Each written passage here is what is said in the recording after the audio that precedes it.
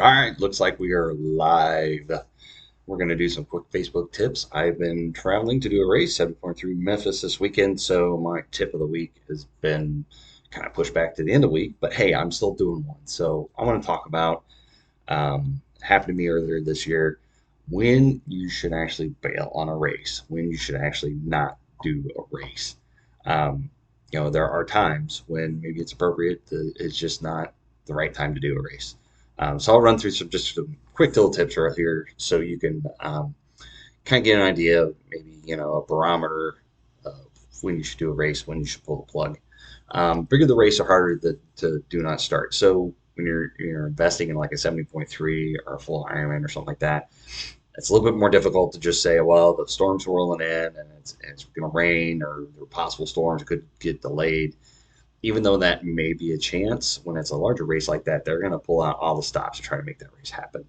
Once you start to kind of get the smaller local events like Olympics and sprints and stuff like that, it becomes less of a gymnastics of how much does this race cost, how much does it cost to travel to get there. Usually it's a home race. You're just leaving home, and usually the cost is not over $100 for a race. Sometimes it is, um, but it's not nearly the investment as far as time, money, and energy than your typical, like a 70.3 or full Ironman race. So bigger the race, the harder it is to kind of say, I'm not going to do this race.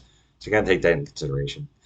Smaller local events maybe a better time to pull the plug. I can just kind of mention that, especially, consider the time proximity to your other races. So maybe you're doing this as a tune-up race for 70.3 and it's going to rain, and you're just kind of concerned about, you don't want to slip or fall on the bike or have a wreck or slip on the pavement or something like that. So maybe if it's, a sprint race just for a tune-up for a bigger race down the road that may be pretty soon, maybe it's not in your best interest to kind of risk going out there and riding in the rain or something like that. Now, if it's your big A race, is your Olympic, and you've been training this, and this is your big crescendo for the year, to springboard on to maybe longer races or something, maybe you take into consideration, and maybe that's where you say, okay, I'm gonna go out there and I'm gonna just do make the best out of it. So consider the proximity to your other races and the keys. If they're big A races or something like that. Number four, rain is doable, but lightning is a race stopper. So sometimes you don't even have a choice in the matter. If it's lightning, they're gonna stop a race, or if it gets severely windy or something like that. If it gets pretty dangerous, they're just gonna stop a race. So sometimes it's not even in your hands; they're just gonna cancel it. Is it worth getting your gear dirty and having to clean it? In my experience, I was supposed to do a Olympic distance early May, and then I had Ironman Tulsa, I believe, a week later.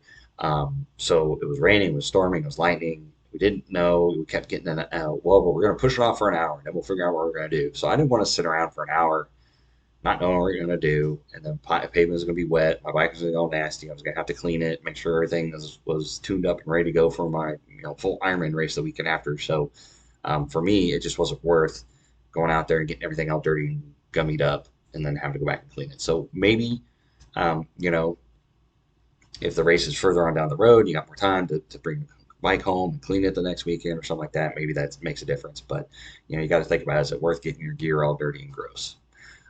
Is it your race director unable to give you a solid timeline? So that, like I said, happened with Kansas City Triathlon. We're supposed to race it, and they're doing the best they can. They're watching the weather, trying to figure out maybe if they get a window before permits are up and they can't be on the roads. It's just kind of hard. When it was like, well, we're going to delay for an hour. We're going to delay for 90 minutes. They did this 70.3 Des Moines. It's like, well, we're going to delay for an hour.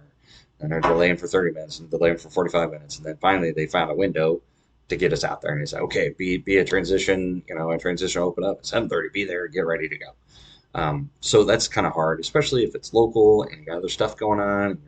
You got kids' activities and stuff you're going to need to get to.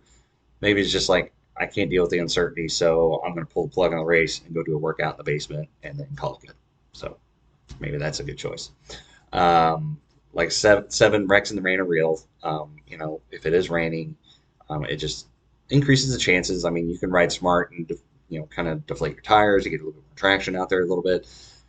But being out there in the rain and having a wreck, it's a real possibility. I mean, you watch like Lionel Sanders at the Collins Cup. He did a spill and it wasn't very good, but he recovered. It was fine. He didn't have an injury. But then you look at like Matt Hansen. He had a spill coming out of St. George 70.3 in May. Wasn't even weather related. Just spilled on his bike because his chain got caught up or something, and he had to have surgery for a meniscus tear. So, not to say that rain causes wrecks, but wrecks can happen anytime. But the rain, I think you're just taking a little bit more of a gamble. So just keep that in mind. Is this an A race or less? So, like I kind of alluded to before, is that race, really high on your bucket list, or was it a practice race or something? If it's a sprint or an Olympic, it's a practice race. Maybe don't take one for the team on that one and just say, okay, I want to scratch it and we're gonna do something else. If it's a 70.3 and it's a tune-up race, there's some like if it's local and it's not Ironman branded, it's a little bit less expensive. You can kind of weigh your options. Is a solid training day in the rain, safety wise worth it in your training goal to get to a full Ironman race? So maybe it is worth it in that case. So in that case, it wasn't necessarily an A race, but it leads to an A race. So take that into consideration. And that kind of goes to number 9. Do you need the race experience? So if you've never done a full Ironman, you're training and you've never done a half Ironman, probably want to get one done somewhere in there, or at least get one race done before your full Ironman to really get the experience of doing races, especially if you've never done a triathlon before. If you got the wild hair, it's like in January, I'm going to start training on doing Ironman in November. If you've never done a triathlon before, you probably want to do at least one. So take that consideration. Do you need the race experience? And if you do, then maybe it's worth taking some rain delays and being a little extra cautious on the ride, just getting the experience of doing a race. And number 10, do you need the race to shake off the dust? So rust. So that kind of goes in the same boat. If like COVID times, we did a race for about a year. At least I didn't. Possibly 2 years. So is it worth it just to put up with a shortened race or no swim, the swim is canceled or something like that just because of weather, and then or some other circumstances, and just go out there and just do a race and just take it easy, go out there, be safe, and take it easy and get the race done. So is it worth that experience? So I'm throwing that out there because, like I said, I've come to a few instances where I've kind of made a decision and I actually decided.